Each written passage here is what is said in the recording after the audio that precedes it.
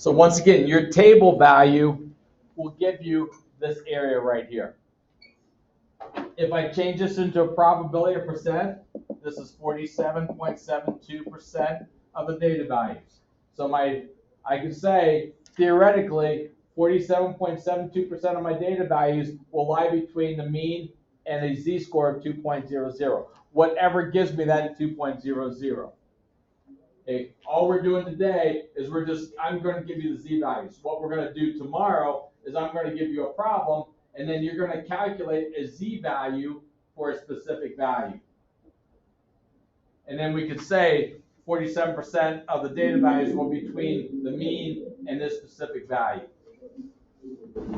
So we want to find the area between 0 and 1.50. So once again, we want to draw our bell-shaped curve. Once again, you'll get better at them.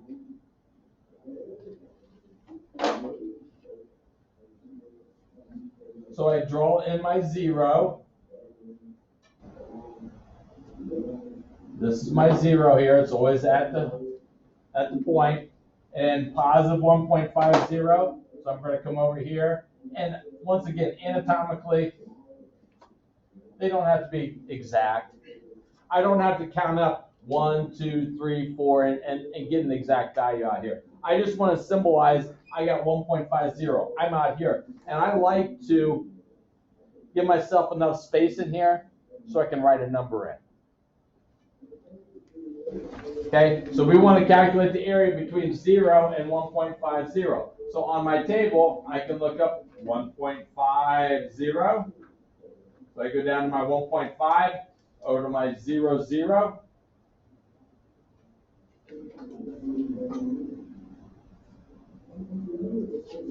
So what's our value?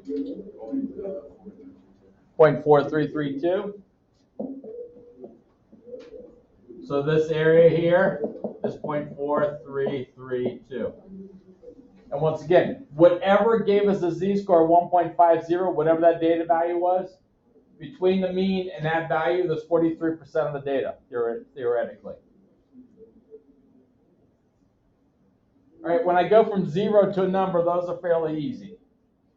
Now I'm going to start stepping up the game here a little bit. But they're still not very difficult. Once again, draw a picture, draw a picture, draw a picture. Here's my bell-shaped curve. My 0 is here.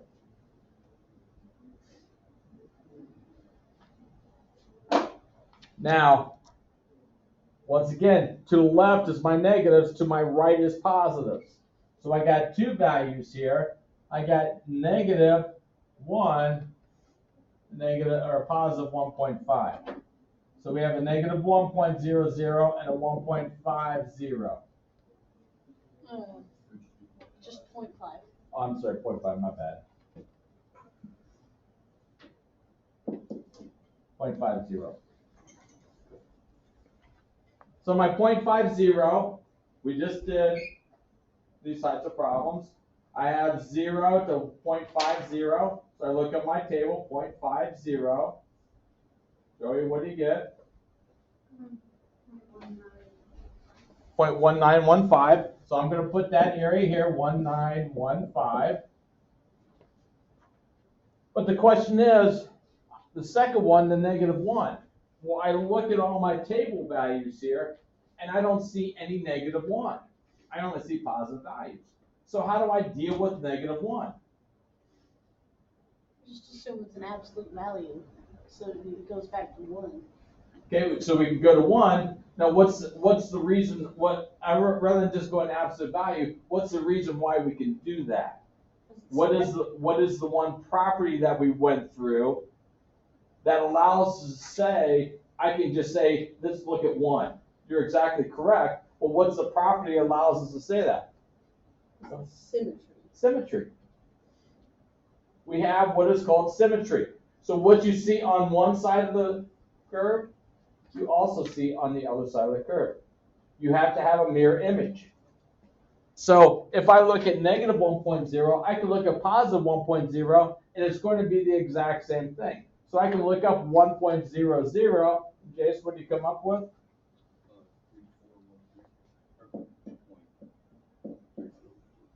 0.3413. Now, my question to you is, we want to calculate the area between these two z-scores. So I want to calculate this entire area. Now the visual of the picture should help us out. So to calculate this entire area, Adam, what do you think we should do? Add them together. Because, bless you, this is my area here, this is my area here. So together,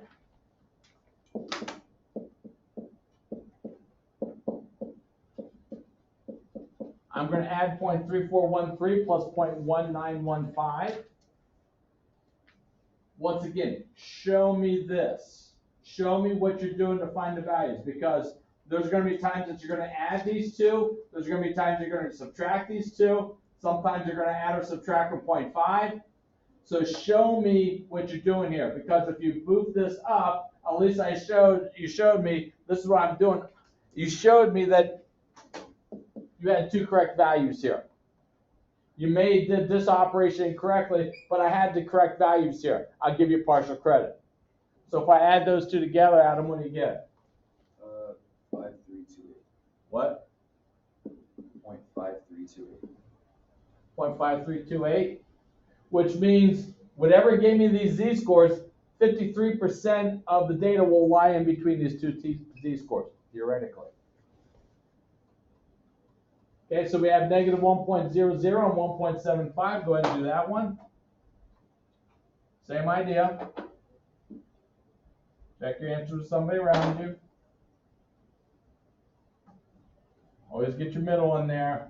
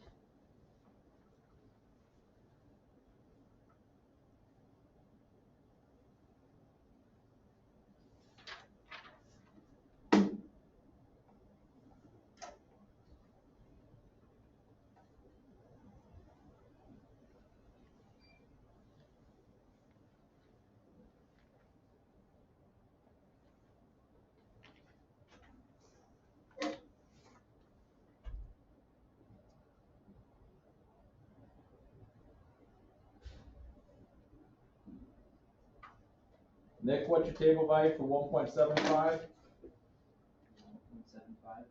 1.75, 0.4599. 0.4599.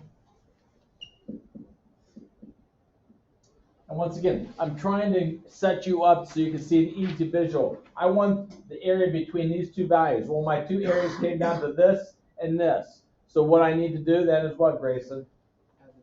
Add them together. And what do you come up with? 0.8012. 0.8012. All right. I want to find the area to the left of the z-score, negative 0.50.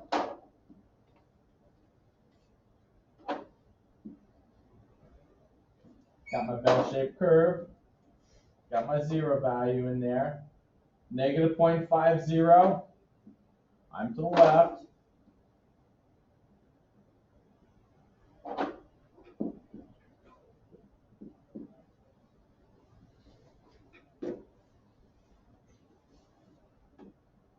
So I can look up on my table 0.50. Alex, what's our table value for 0.50? 0.1915. 0.1915. But now I got to read up here what it's asking me to do. I want to find the area to the left of the z-square, negative 0.50, which is this area right here. So I want to calculate this area. I know this area is 0.1915. So what should we do to calculate this area, Noah? What do you think? Subtract 0.1915 from 0.5. Okay, so we're going to take 0.5 minus the 0.1915. Because if I take a look at my entire area here, the entire area has to equal a value of 1. Okay? We need to have symmetry, which means on the left-hand side or right-hand side of the mean or the 0, I need to have symmetry. So what you see on the left, I have to see on the right. So the only way of doing that is saying, well, this area over here is 0.5, and this area over here is 0.5.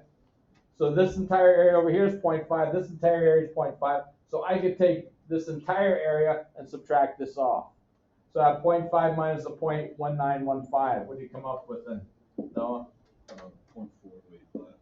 0.4085? Or no, 0.3085?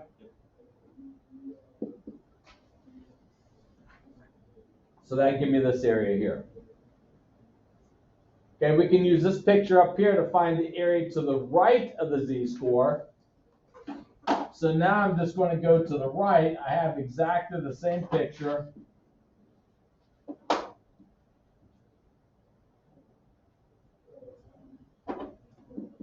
I have the same 0.1915, but now I want to calculate this area to the right.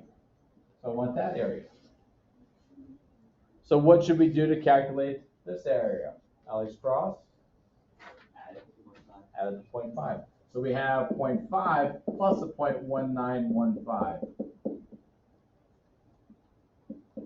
So we have 0.6915.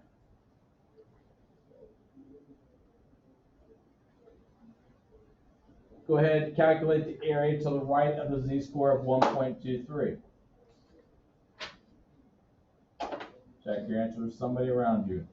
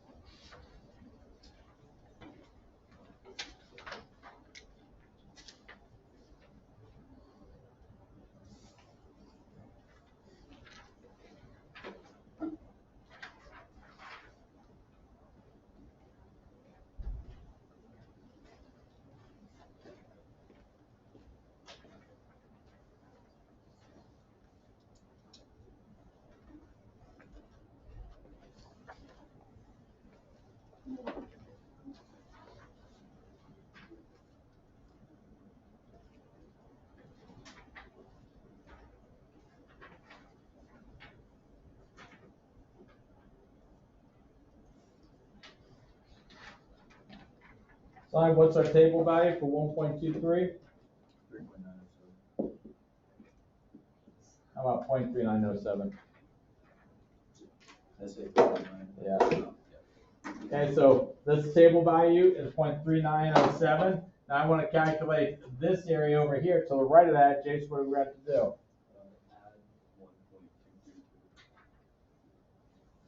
Add 1.23. Add 1.23 to what? What's the entire area over here on each side equal to? The entire area is equal to 1, but on each side of my mean, it's going to equal to what? 0.5. So we have 0.5 here. This area is 0.5 here. So this entire area over here is 0.5000. This area is 0.3907. I want to calculate this. Would you add that 0.5? Well, if we add it to 0.5, that means I'm taking this and adding this entire side. So subtract 0.5. Here we go. So we have 0.5 minus a 0.3907. And Grayson, what do you come up with?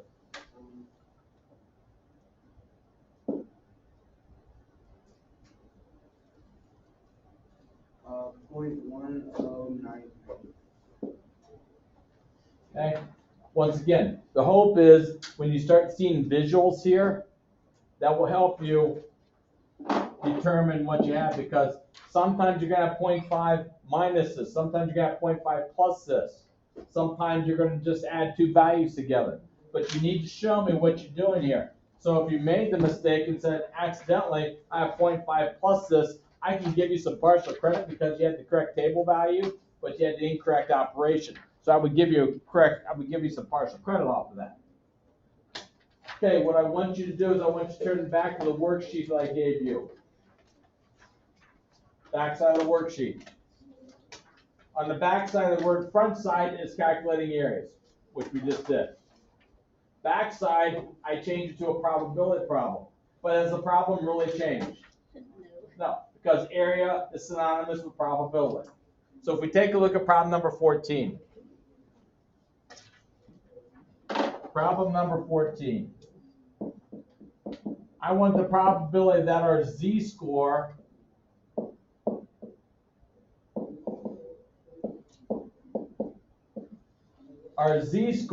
is in between 1.2 and 2.1. Okay, that's what this, I have my z-score, it's in between these two values here. So if I draw my bell-shaped curve again, once again, it will go back to this every time. When you're doing your problem, what I should see, and you'll see in my homework when you check your answers, every problem, I'm going to have a bell-shaped curve sitting there. Okay, so you should get used to drawing that. What I'm trying to do is make it easy for your visuals. Okay, I want to go between, and both of these are positive, so I want to go in between these two z values. I have my 0 here in the middle. I have 1.2 and 2.1. My goal is I want to calculate this area, because if I calculate that area, I calculate that probability. If I calculate area, I calculate probability. Well, the only thing I have of being able to calculate areas is looking at my z table. Well, if I take a look at my z table for 1.20, 1.20, Calista, what do you get for 1.20? 0.3849. That is this area right here, from 0 to here. Now, I can look up 2.10 also.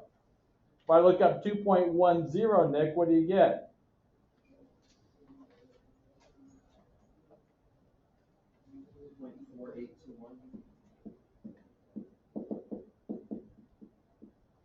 0.4821, which is this entire area from 2.1 to 0.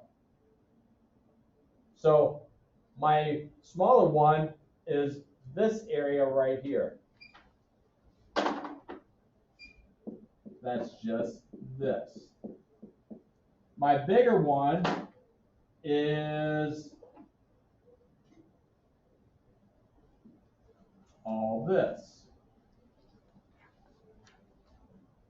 What do I have to do to these two values to come up with just this area? Anna? So you subtract, or you take the little area out of the big one, to do 0.4821 minus 0.3849. So I could take this big area here and then subtract off this area. It's like taking a set of scissors and cutting it. That leaves me just with my red hash here. So once again, sometimes you're going to be adding these, sometimes you'll be subtracting them. If I subtract these, what do we come up with? Melissa, you got it? 0.0972. Which, if I want to change it back into a percent, 9.72%. If I want to leave it as a decimal, once again, as I talked about before, probabilities, you can leave them as percents, decimals, or fractions. I will accept either or. If you put it in a percent, that is fine. If you leave it as a decimal, that is fine. So this is the other type of problem that you'll run into in your homework today.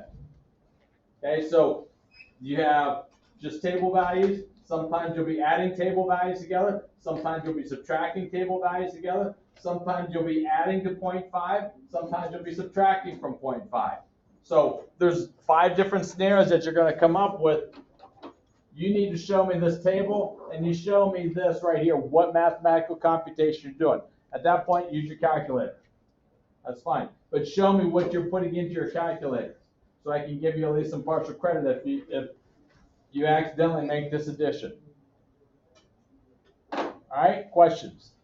Yeah. If we ever have a number greater than 3.09, is it just like the same number?